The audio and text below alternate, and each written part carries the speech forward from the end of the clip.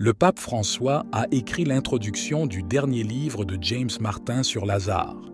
Les paroles de François dans cette introduction sont généralement les bienvenues et représentent ce que beaucoup aimeraient entendre davantage de sa part.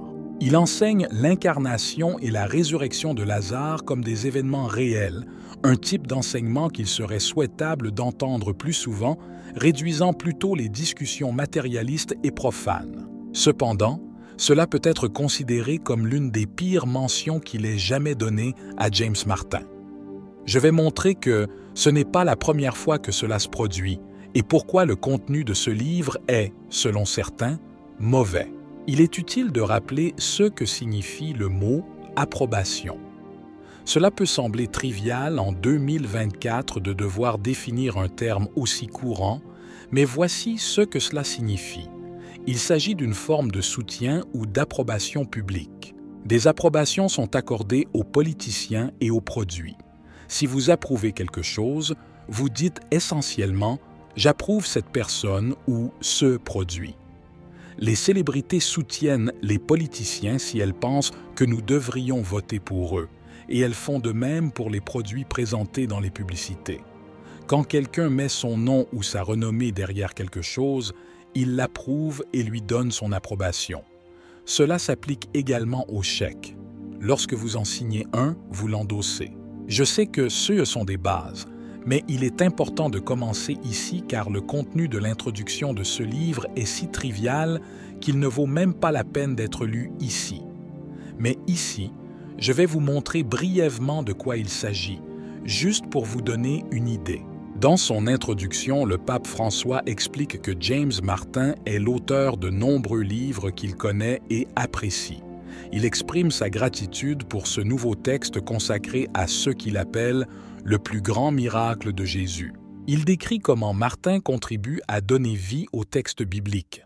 François fait l'éloge du bon travail de Martin et des nombreux érudits bibliques qu'il cite. Toutes les œuvres de James Martin, à travers Outreach, et d'autres organisations visent à normaliser un péché qui crie vengeance devant Dieu.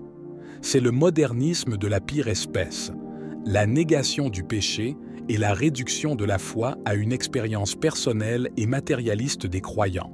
Au lieu de lire l'approbation de Francesco, qui est plutôt banale, je vais vous parler d'un extrait du livre de Martin, puis nous discuterons des deux précédentes approbations de Francesco à son égard. Ceci vient de Outreach, une organisation fondée par Martin qui fait de la sensibilisation auprès de la communauté LGBT. Il s'agit d'un court essai tiré de son nouveau livre « Come Forth, The Promise of Jesus' Greatest Miracle ». Martin voulait initialement titrer son livre « Lazarus Come Out », traduisant le fameux « Lazarus sort ». 6 paroles de Jésus marquent le point culminant de ce qui est souvent appelé le plus grand miracle de Jésus. Martin explique que « sortie » est une traduction plus précise du grec « exo », qui a une connotation d'expulsion ou d'expulsion. Même si son livre ne se concentre pas exclusivement sur la communauté LGBT, force est de constater que le sujet reste central dans le contexte de l'ensemble de son œuvre. Cependant, il a décidé de ne pas utiliser ce titre car il craint que la référence puisse être interprétée comme un commentaire voilé sur son précédent livre « Building a Bridge », qui a suscité beaucoup de controverses, bien qu'il ne remette en cause aucun enseignement de l'Église. Martin dit que même si son nouveau livre ne s'adresse pas explicitement à la communauté LGBT, le message est particulièrement important pour elle. Il souligne à quel point l'acceptation et l'amour-propre sont cruciaux, en particulier pour les personnes confrontées à l'intimidation, au harcèlement et à la violence. Cependant, l'ensemble du contexte de son travail suggère que ce livre, comme ses prédécesseurs, est clairement orienté vers une plus grande inclusion et acceptation de la communauté LGBT dans l'Église. Ce n'est pas la première fois que le pape François donne son soutien à James Martin. L'année dernière, l'organisation Outreach a publié une lettre dans laquelle Francis remercie Martin pour tout le bien qu'il fait et offre ses prières et ses meilleurs vœux à tous ceux qui assistent à la conférence annuelle de l'organisation. Il ne s'agissait pas d'une simple lettre formelle écrite par un secrétaire, mais d'une lettre manuscrite du pape lui-même. En 2021, à la veille d'une conférence en ligne, François a écrit à Martin pour louer son zèle pastoral et son engagement à imiter le style de Dieu, le félicitant pour son soin envers ses fidèles. En 2022, après avoir reçu une copie du programme de la deuxième conférence, le pape a encouragé Martin à continuer de travailler dans la culture de la rencontre, qui raccourcit les distances et nous enrichit des différences. La même année, François rencontre Martin lors d'une audience privée au Palais apostolique. Martin a répondu à ces manifestations de soutien en exprimant sa gratitude pour les paroles chaleureuses du pape, les considérant comme une bénédiction particulière pour tous les participants à la conférence et une confirmation supplémentaire du soutien du pape à la communauté LGBT. Les critiques à l'encontre de cette approbation n'ont pas manqué. Certains soutiennent que le soutien continu du pape François à Martin et à son œuvre représente une forme de modernisme et une déviation par rapport aux enseignements traditionnels de l'Église.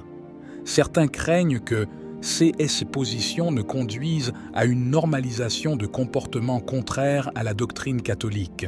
Par exemple, le pape François a récemment nommé 3 nouveaux membres du dicaster pour la doctrine de la foi, tous connus pour défendre les enseignements traditionnels de l'Église sur le mariage. Cependant, l'un d'eux, le cardinal José Tolentino de Mendonça, est connu pour son soutien à la communauté LGBT et pour avoir écrit une introduction au livre d'une ancienne religieuse célèbre pour promouvoir la théologie LGBT.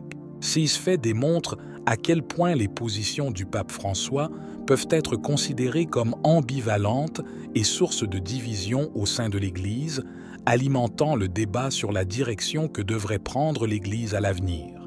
La position du pape François sur James Martin et les questions LGBT a suscité de nombreuses discussions au sein de l'Église. Alors que certains voient son approche inclusive comme une étape nécessaire vers une Église plus accueillante, d'autres la perçoivent comme une rupture avec les enseignements traditionnels. Le pape François a souvent souligné l'importance d'une culture de la rencontre qui brise les barrières et favorise l'inclusion. Cette approche se manifeste dans son soutien à James Martin, dont le travail se concentre sur l'acceptation et l'intégration de la communauté LGBT dans l'Église. Cependant, cette position a également suscité les critiques de ceux qui craignent qu'elle puisse compromettre la doctrine catholique traditionnelle. La nomination de personnalités comme le cardinal José Tolentino de Mendonça, connu pour son soutien à la communauté LGBT, reflète cette ambivalence.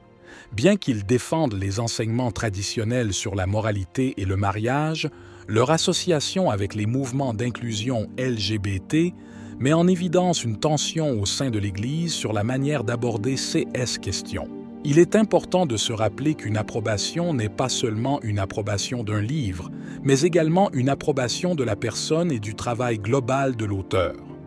Dans ce cas, l'approbation de James Martin par le pape François peut être considérée comme un signal de soutien à ses positions et à sa mission au sein de l'Église. L'Église catholique est confrontée à des défis importants pour équilibrer l'inclusion et la fidélité à la doctrine. Le débat sur la meilleure façon de résoudre ces problèmes continuera sûrement d'évoluer dans les années à venir, ce qui aura un impact sur l'avenir de l'Église et ses relations avec les croyants du monde entier. Si vous avez aimé la vidéo, commentez « Amen ». Que Dieu te bénisse